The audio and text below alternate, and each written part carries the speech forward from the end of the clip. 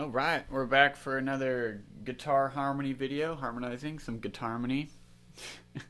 Kind of a goofy name, but it works. So we're doing a little bit more advanced tune with a little bit more advanced harmony and melodic motion. And this is a fun jazz standard called "Out of Nowhere." It is definitely a medium tune. It's marked medium, so a medium swing tune.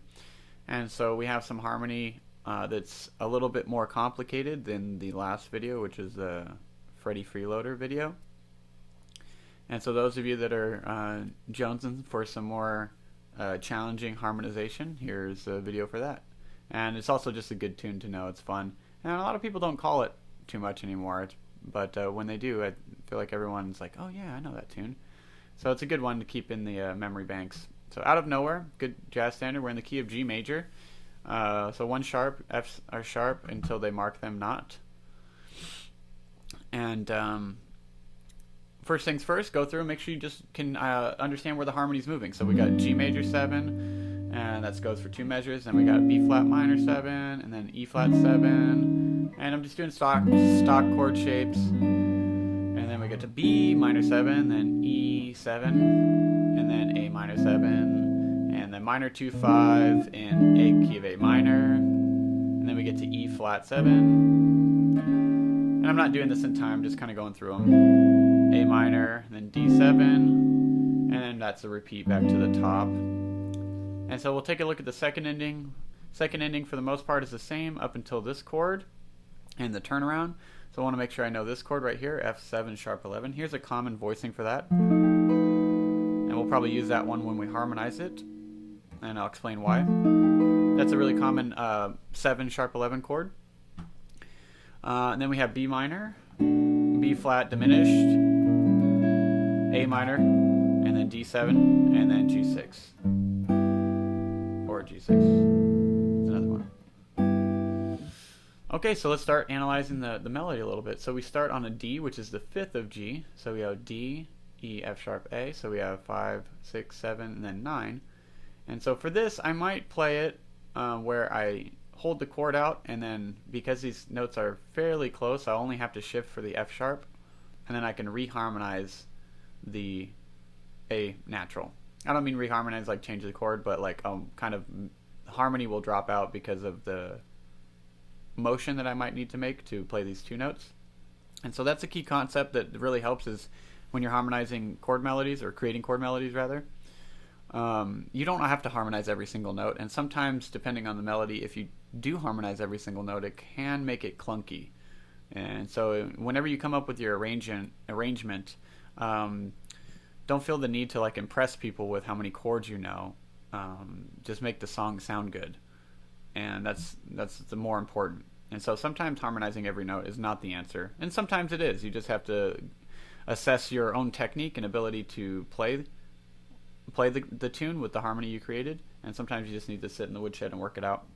And so something I might do is start with this voicing of G major 7, because it starts right there on my 5th with the 5th in the melody, and I can grab this real easily, the 6th, which is the next melody note, and I can shift up into the F sharp and then grab almost the same shape, but now I have basically a major 13 because I needed to get that A in the top. So we have,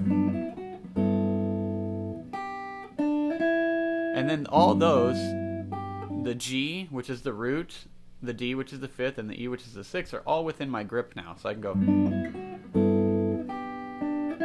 and then now I want to grab that B flat minor with the F natural on the top. So you can either straight across bar, or do the stock, kind of voicing of a jazz B minor 7 chord. And that takes care of it because my F natural is in the top, and I want to sustain that F natural through to the E flat. So I would do most likely an E flat 9, because the F is in relationship to the E flat is the 9th. So I would change to my E flat there. That's a really common jazz movement, especially for 2/5s, 2/5-1 chord progressions. All right, and then it goes back to G major 7. So I can do the same thing, but now I'm going to B minor 7. So that's an F sharp in the top, not an F natural. So I can basically do the same thing, just up a fret on the guitar. And then E9, because that F sharp's still in the melody. Now for this one, what I might do is this voicing of A minor, because I got to slide to that F natural, and doing it with my pinky, you could do it that way, or you could do it that way too. And so whatever gets easier for you. And that voicing I probably wouldn't do, I just happen to do it right now. It's kind of hollow, it doesn't really sound great, and so I might do something like this, or this one, which is a little bit more jazzy. Kind of turns it into an A minor 11. I've got my A, which is my root, my fourth, my seventh, and my minor third. It's a nice chordal voicing. Chordal voicings are voicings that are stacked in fourths instead of thirds. And so we have this, and then we do the same thing but with a B minor 7 flat 5. And so this is a typical B minor 7 flat 5, but my melody note doesn't start there. It starts on the E. And so I would want to start on the E, up to the F, back to the E, and then for here I would do kind of a push and harmonize it, this B natural based off of this E. So I would just do kind of like a stock, maybe E9 or E flat 9 in this case. Probably would work better because of the F natural that we just played. And if you want, you can throw the low E in as a root. So I'm basically just playing a diminished chord right here, fourth string root diminished chord, and an E down at the bottom, and then you could harmonize that or play that as a single note, and then get to this A minor 7 with the B in the top, which is basically creates an A minor 9. And once again, because it's in the key of A, you can use an open string right there if you want. Doing it this way is essentially the same thing. And then we go down to the A.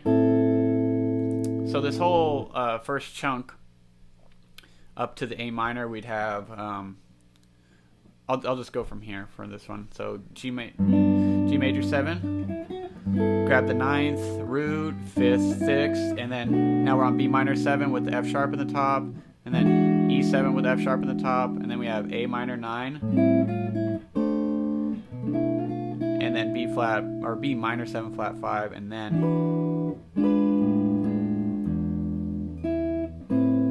so that whole movement without me talking would be,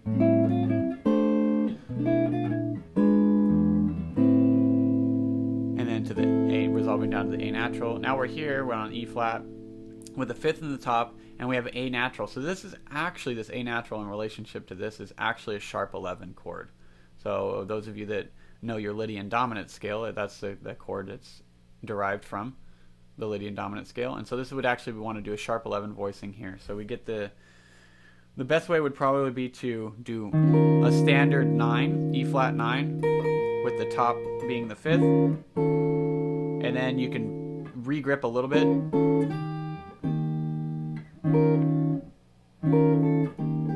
right there. So that is our melody.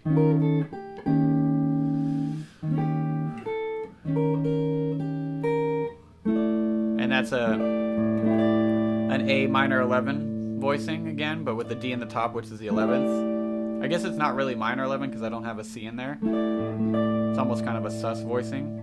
And then a D7 with the D in the top. And you can make it a D13 if you want to add some color to it. That works in this key as well. So that last little part from the E flat.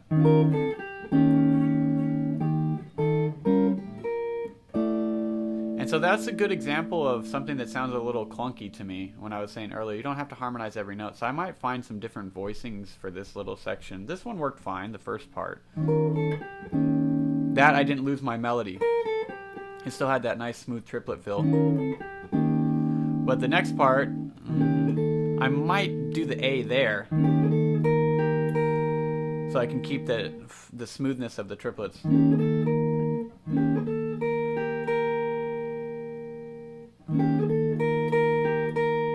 Like that, because I have to double that B flat that I wasn't doing earlier.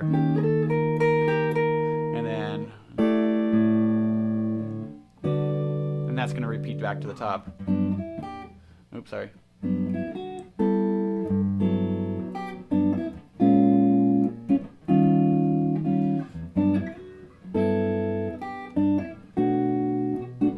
And here comes the second ending, which starts very similar.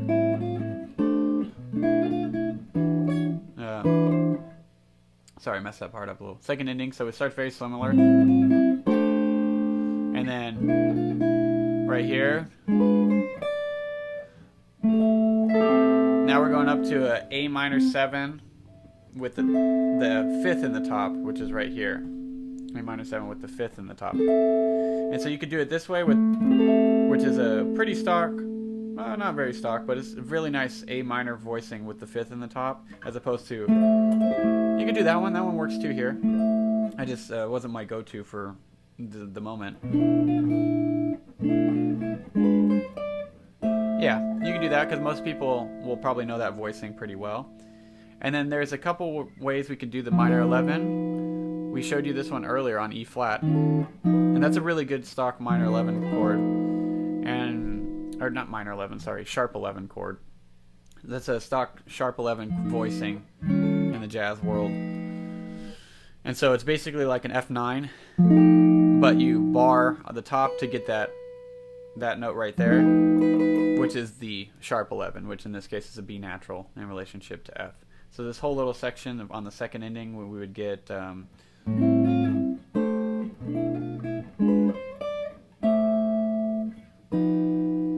now we have this little turnaround, and I would do this voicing to try to get it. I would do probably this B minor 7. It doesn't have the root in the bottom. It's kind of just a smaller 4-note inversion. And this allows me to get my A natural in the top and then my F sharp by just picking up and getting A to F sharp. And then I would probably wouldn't harmonize this G because it's really quick and I do kind of need to shift, so I'd probably go. That's probably what I would do.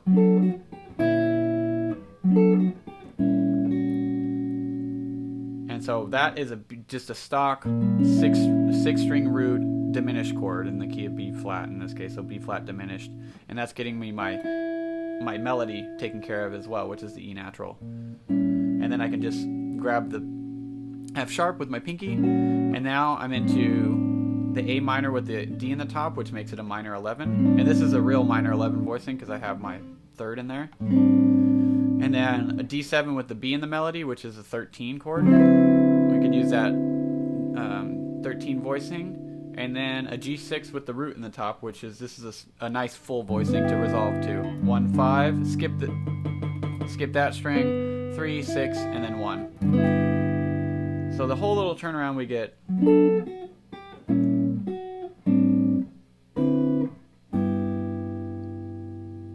then the back to the top.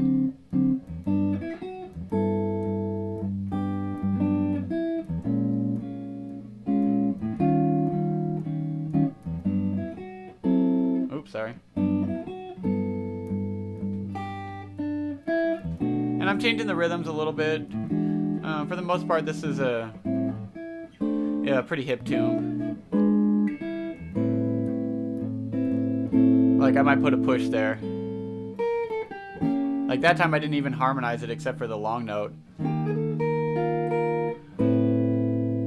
Oops, sorry. Messing up all over the place. I'll focus this time.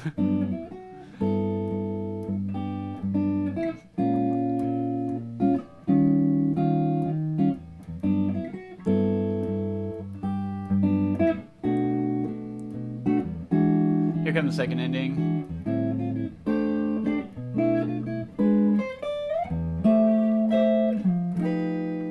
Here's that turnaround. And I kind of missed the B flat diminished, but I'll do that again for you. There we go. Nailed it that time. And so as you're going through these things, when you start discovering these voicings, you might need to work out the coordination, and then when you put it in time, you might notice that maybe that doesn't work, in time. Like this little section right here, it works kind of better when I didn't harmonize. Maybe punch the first chord, but then play these as melodic notes, and then grab the chord on the half note. And so like.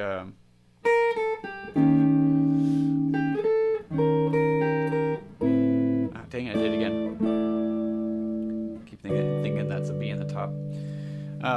And so that worked a little bit better when I played it in time. And so you might work that out. Or, if I want to punch that chord at the beginning.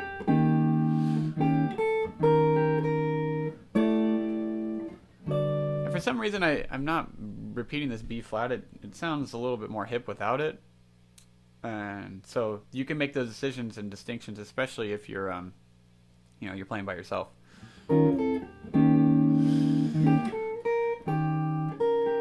Yeah, so I would work that out. And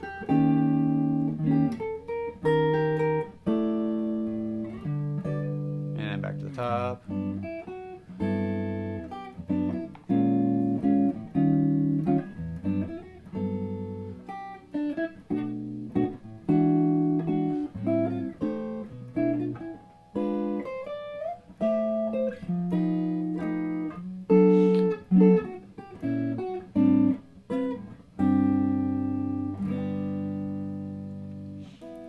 And that time I actually just missed the chord at the end. I actually accidentally played a sus, and so in this case, this voicing, when you have to do a quick like, is nice if you make a mistake with your pinky, because you either will end up on the sus, the root, the sus meaning the fourth, the sus, the root, or the ninth, and so those all kind of work. So when you have to do a quick 13 to resolution, this is actually good voicing, because even when you make a mistake, it's still kind of, you can fix it.